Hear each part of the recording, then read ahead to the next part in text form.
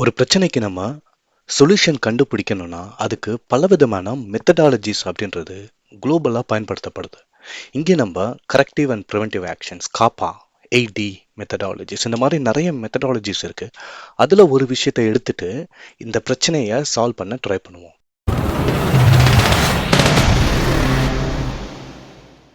ஒரு பிரச்சனையை நீங்கள் கண்டுபிடிக்கும் போது அதுலேருந்து வரக்கூடிய ரிசல்ட்ஸ் யாரை வேணால் இம்பேக்ட் பண்ணலாம். ரெண்டு பக்கமும் அதை புரிஞ்சு சரியாக செயல்படுறதுக்கு ரெடியாக இருக்கணும். ஒருத்தர் அடிபட்டுட்டாரு அப்படின்னா அவருக்கு ப்ளீடிங் போயிட்டு இருக்குன்னா நம்ம என்ன பண்ணுவோம்? முதல்ல ஒரு ஃபர்ஸ்ட் எய்ட் கொடுப்போம். அதுக்கு பேர் தான் கண்டெய்ன்மெண்ட் ஆக்ஷன். அதுக்கப்புறம் அவர் என்ன பண்ணுவோம்னா எடுத்துகிட்டு போயிட்டு டாக்டர்கிட்ட கூட்டிகிட்டு போனதுக்கப்புறம் அவர் அந்த மருந்தில் செப்டிக் ஆயிருக்கா, இல்லை என்னென்னலாம் இன்ஃபெக்ஷன் ஆயிருக்கு, இல்லை இதை எப்படி ட்ரீட் பண்ணணுன்றத ஆராய்ஞ்சு அதுக்கு தகுந்த மாதிரி ஒரு கட்டு போட்டு விடுவார். அந்த கட்டு மூலம் உங்களுக்கு என்ன ஆகும்னா இந்த பிரச்சனை க்யூர் ஆகிடும். அதே சமயத்தில் மறுபடியும் இந்த பிரச்சனை வரக்கூடாதுன்னா அதை ஆராய்ஞ்சு இந்த பிரச்சனையே வரவிடாம எப்படி தடுக்கணும் அப்படின்ற ஒரு விஷயத்த நம்ம பண்றதுக்கு பேர் தான் ப்ரிவென்டிவ் ஆக்ஷன். இப்போ ஒருத்தர் சைக்கிளில் போய் கீழே விழுந்து அடிபட்டார் அப்படின்னா என்ன பண்ணுவார்? அந்த ப்ளீடிங்கை ஸ்டாப் பண்ணணும். அதுக்கப்புறம் ஹாஸ்பிட்டலில் போயிட்டு மருந்து போடணும், கட்டுப்படணும். அதுக்கப்புறம் எந்த இடத்துல விழுந்தாரோ அந்த இடத்துல இனிமேல் விழுகாமல் அவர் பார்த்துக்கணும். அவ்வளோதான்.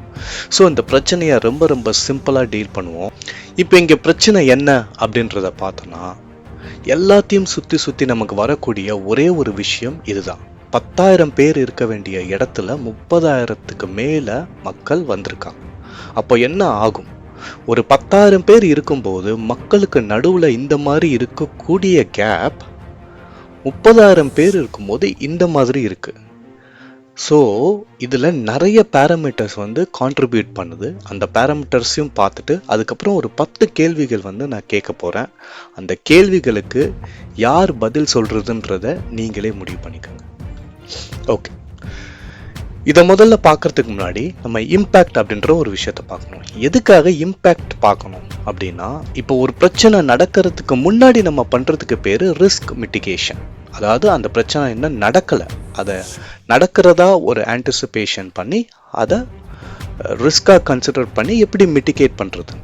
ஆனால் இந்த விஷயத்தில் ஆல்ரெடி நடந்துடுச்சு. ஸோ இம்பேக்டுக்கு தகுந்த மாதிரி தான் நம்ம ஒவ்வொரு விஷயத்தையும் செயல்படுத்தணும். 40 பேர் இறந்துருக்காங்க, 83 பேர் இன்ஜுரிஸ். இதில் முக்கியமாக நம்ம ஸ்டார்ட் பண்ண வேண்டிய விஷயம் என்னன்னா, இதுக்கு கான்ட்ரிபியூட் பண்ண பேராமீட்டர்ஸ் என்னென்னு பார்ப்போம். முதல்ல புவர் பிளானிங், அடுத்ததா இன்அடிக்குவேட் ஃபெசிலிட்டி, அதாவது ப்ராப்பரான ஃபெசிலிட்டி கிடையாது. அடுத்ததா டிலேஸ், சின்ன டிலேஸ் என்ன ஆகும்னாக்க அடுத்த சீக்வென்ஸ் ஆக்டிவிட்டீஸை பாதிக்கும். ஸோ ஒரு மாஸ் டிலே நடந்திருக்குன்ற போது அதோட கிரியேட் ஆகக்கூடிய இம்பேக்ட்ஸ். அடுத்ததா சேஃப்டி வயலேஷன்ஸ். ஸோ ஒரு ஈவெண்ட்டுன்னு நடந்தால், ஒரு இஷ்யூஸ் நடக்குதுன்ற பட்சத்தில் அந்த ஈவெண்ட்டை பொறுத்தவரை அதில் இருக்கக்கூடிய பீப்புள் பார்ட்டிசிபேஷன்ஸ் இதெல்லாத்தையும் பொறுத்து ரிஸ்க் ஃபேக்டர் இருக்கும். அதுக்குன்னு ஒரு சேஃப்டி ரெகுலேஷன்ஸ் இருக்கும். அதை வயலேட் பண்ணியிருக்கும். அடுத்ததாக பார்த்தீங்கன்னா லேக் ஆஃப் க்ரௌட் மேனேஜ்மெண்ட். இது ரொம்ப ரொம்ப முக்கியம். பர்டிகுலர்லி தமிழ்நாடு மாதிரியான ஏரியாவில், ஸ்பெஷலி நீங்கள் கம்பேர் டு யூரோப், இந்தியாலலாம் பாப்புலேஷன் அதிகன்றதுனால ஒவ்வொரு ஈவெண்ட்டுக்கும் இந்த க்ரௌட் மேனேஜ்மெண்ட் அப்படின்றது ரொம்ப ரொம்ப முக்கியம். இந்த கான்ட்ரிபியூட்டிங் ஃபேக்டர்ஸில் அடுத்து நம்ம பார்க்க போகிற விஷயம் அந்த பிளானிங் ஃபெயிலியர்ஸ்னு சொன்னால அதில் இருக்கக்கூடியது. அதில் என்னென்னலாம் நடந்திருக்குன்றத பார்ப்போம். First permission limits ignore. அதாவது 10,000 பேர் பண்ணணும் அப்படின்ற ஒரு பர்மிஷன் கொடுத்தது இக்னோர் பண்ணப்பட்டிருக்கு. இந்த 10,000 பேர் ஏன் கொடுத்தாங்க? 20,000 பேர் தானே கொடுத்துருக்கணும். ஏன்னா மக்கள் அதிகமாக வருவாங்கன்னு தெரியும். அட் த சேம் டைம் 10,000 பேருன்னு கொடுத்ததுக்கப்புறம் 10,000 பேர் மட்டும் வாங்கன்னு சொல்லவும் முடியாது. ஸோ இது ரெண்டு பக்கத்துலேயும் பிரச்சனை இருக்கிறதுனால நம்ம அங்கே பார்க்க வேண்டியது யாரையும் குறை சொல்லாமல் பர்மிஷன் லிமிட் இக்னோர், அதுதான் பிரச்சனை. இப்படி தான் நீங்கள் ஒரு ரூட் காஸை பார்க்க முடியும். சரிங்களா? இதுக்காக ஒரு பர்சனையோ ரெஸ்பான்சிபிலியோ எடுக்காமல் எந்த இடத்துல வயலேட் ஆயிருக்கு, எந்த ப்ராசஸ் வயலேட் ஆயிருக்கு, அந்த வயலேஷனில் இருக்கக்கூடிய வேரியன்ஸ் என்ன, அதில் கான்ட்ரிபியூட் பண்ண பீப்புள் என்ன. ஸோ இந்த மாதிரி பார்க்கும்போது you will get a excellent result. So permission limit ignore ஆயிருக்கு. அடுத்ததா வெனு வந்து ப்ராப்பரா சூஸ் பண்ணப்படலை. மூணாவதா அண்டர் எஸ்டிமேட்டட் அட்டண்டன்ஸ். இவ்வளோ பேர் தான் வருவாங்கன்ற ஒரு ராங் கால்குலேஷன் வந்து நடந்திருக்கு, இல்லை அதை வந்து உதாசீனப்படுத்தியிருக்கும், அவ்வளோதான்.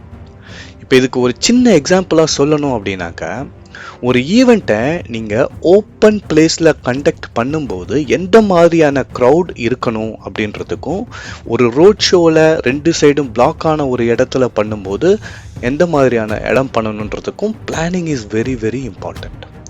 அந்த வெனு வெரி வெரி இம்பார்ட்டண்ட். ஒரு இடத்துல ஆம்புலன்ஸ் போகிறதா இல்லை எக்ஸிட் பார்த்தோ பிளாக் ஆகிடுச்சுன்னா, ஏதாவது ஒரு அசம்பாவிதம்னா என்ன பண்ணணும், எப்படி வந்து கொண்டு வர்றது மக்களை, இதுக்கு எக்ஸிட் பிளானே இல்லை அப்படின்ற பட்சத்தில் அதோட ரிசல்ட் வந்து நம்மளால் கெஸ் பண்ண முடியாத ஒரு விஷயமா தான் இருக்கும். அதை பிளானிங்லேயே கொண்டு வரணுமே தவிர எக்ஸிக்யூஷனில் அதை செயல்படுத்த முடியாது. ஓகே, அடுத்ததா டிலேஸ் அண்ட் அன்ரெஸ்ட். ஏன் இந்த டிலேஸ்ன்ற ஒரு பேராமீட்டர் நடக்குது அப்படின்னா, இப்போ ஒருத்தர் 2 மணிக்கு ஒரு வேலையை ஆரம்பிக்கிறாருன்னா 2:30க்கு முடிக்கிறாரு, அதுக்கப்புறம் அதை இன்னொருத்தருக்கு போகுது, அவர் அதுக்கப்புறம் ஆரம்பித்து ஒரு 3 மணிக்கு முடிக்கிறாரு. இந்த மாதிரி ஒரு சீக்வென்ஷியலாக ஒரு ப்ராசஸ் இருக்கும்போது மக்கள் வந்து ஒரு 5லேருந்து 6 மணி நேரம் வந்து டிலேவாக வெயிட் பண்ணிகிட்டு இருக்காங்க அப்படின்ற பட்சத்தில் 2 விஷயம் இங்கே நடக்குது. இவ்வளோ வெயிலில் காலையிலேருந்து இருக்கும்போது அவங்களுக்கு பை டிஃபால்ட்டாக பாடி டீஹைட்ரேட் ஆகிடும், அவங்களுக்கு தேவையான உணவு கிடைக்காது. இது எல்லாம் இருந்து கடைசியாக வந்து அந்த ஈவெண்ட் நடக்கும்போது இவ்வளோ பேர் பாப்புலேஷன் ஒன்றா சேரும்போது அவங்களோட பாடி ரெசிஸ்ட் பண்ண ஆரம்பிக்குது, அவங்களால ரியாக்ட் பண்ண முடியல. இதில் முக்கியமாக இருக்கக்கூடிய இன்னொரு கான்ட்ரிபியூட்டிங் ஃபேக்டர்ஸ் என்னன்னு பார்த்தீங்கன்னா இன்ஃப்ராஸ்ட்ரக்சர் கேப்ஸ். ஏன் இன்ஃப்ராஸ்ட்ரக்சர் கேப்ஸ்? ஒரு 100 பேர் பண்ணுறதுக்கும் 10,000 பேர் பண்ணுறதுக்கும் 1,00,000 பேர் பண்ணுறதுக்கும் நிறைய டிஃப்ரென்ஸ் இருக்குது. ஈவன் நீங்கள் சின்ன இடத்துலையே கொடுத்தாலும் சரி, அந்த 1,00,000 பேருக்கு உண்டான இடத்த ப்ராப்பரான என்ட்ரி எக்ஸிட்லாம் வேணும். இப்போது இந்த இடத்துல நம்ம என்னென்ன இஷ்யூஸ்னு பார்ப்போம். பேரிகேட்ஸ். இப்போது ஈவன் இந்த ரோட்டில் பார்த்தீங்கன்னா கம்ப்ளீட்டாக பேரிகேட் வைக்க முடியாட்டியும் ஸ்ட்ராங்கான பேரிகேட்ஸ் அங்கங்கே தடுத்துருந்தா இந்த அலையாக மக்கள் போகிறாங்கல்ல, அவங்க அந்த பேரிகேட்டை தாண்டி போக மாட்டாங்க.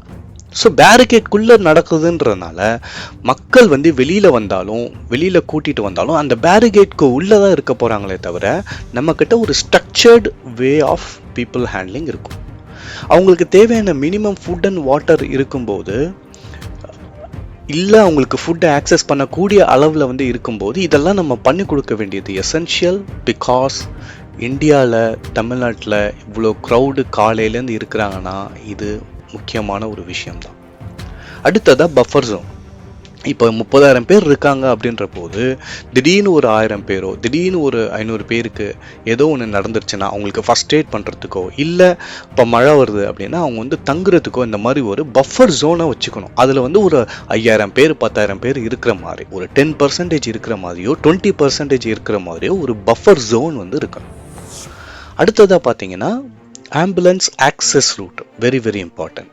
ஸோ இந்த பிரச்சனை ஆரம்பிக்கிறதுக்கு முன்னாடியே பார்த்தீங்கன்னா 2 சைடும் பிளாக் ஆயிருக்குன்னு தெரியும், அது போக வண்டியை சுற்றி பிளாக் ஆயிருக்குன்னு தெரியும். அப்போது எந்த இடத்துல யாருக்கு நடந்தாலும் என்ன நடந்தாலும் ஆம்புலன்ஸ் ஆக்சஸ் பண்ண முடியுதா அப்படின்ற ஒரு பேராமீட்டரை நம்ம பார்த்தே ஆகணும்.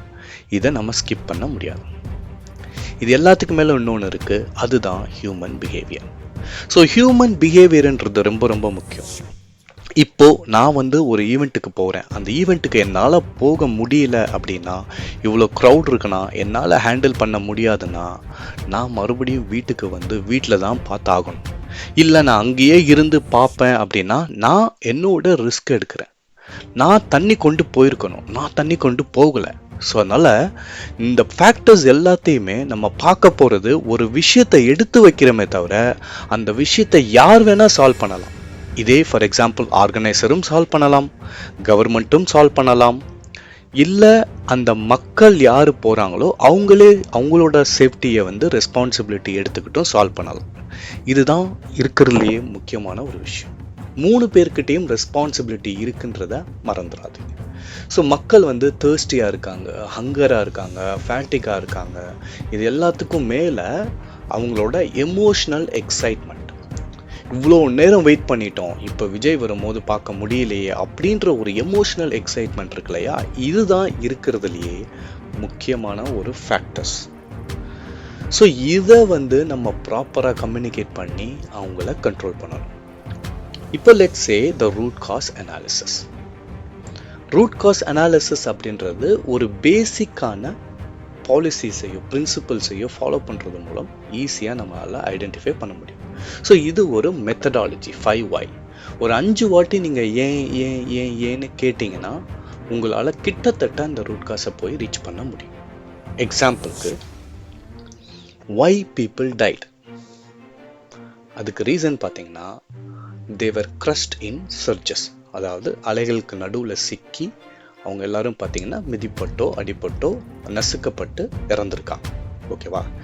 எதுக்காக அலை அலையா நசுக்கப்பட்டாங்க, அது ஏன் நடந்துச்சு?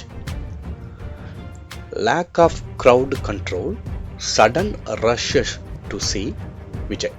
ஸோ திடீர்னு விஜய் வரும்போது அவர் கூட நம்ம அவரை பக்கத்தில் பார்க்கணுன்னோ இல்லை கேட்கலன்னா அவர்கிட்ட கேட்கணுன்றோ பக்கத்தில் போகணுன்ற எக்ஸைட்மெண்ட், அது போக இந்த க்ரௌடை எப்படி மேனேஜ் பண்ணணும் இந்த சுச்சுவேஷனில் அப்படின்னு நமக்கு தெரியாத ஒரு விஷயம். ஏன் நம்மளால் அந்த க்ரௌடை கண்ட்ரோல் பண்ண முடியலை?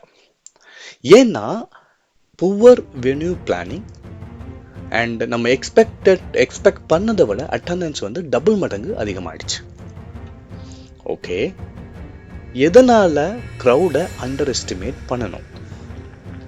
ஏன்னா நம்ம கிரவுண்ட் ரியாலிட்டியை இக்னோர் பண்ணிட்டோம், ரியலிஸ்டிக் எஸ்டிமேட்ஸை இக்னோர் பண்ணியிருக்கோம். ஸோ நமக்கு தெரியும் அதிகமாக தான் வரும்னு, ஆனால் எதுவுமே நடக்காது அப்படின்னு சொல்லிட்டு இக்னோர் பண்ணிட்டு போயிட்டோம்.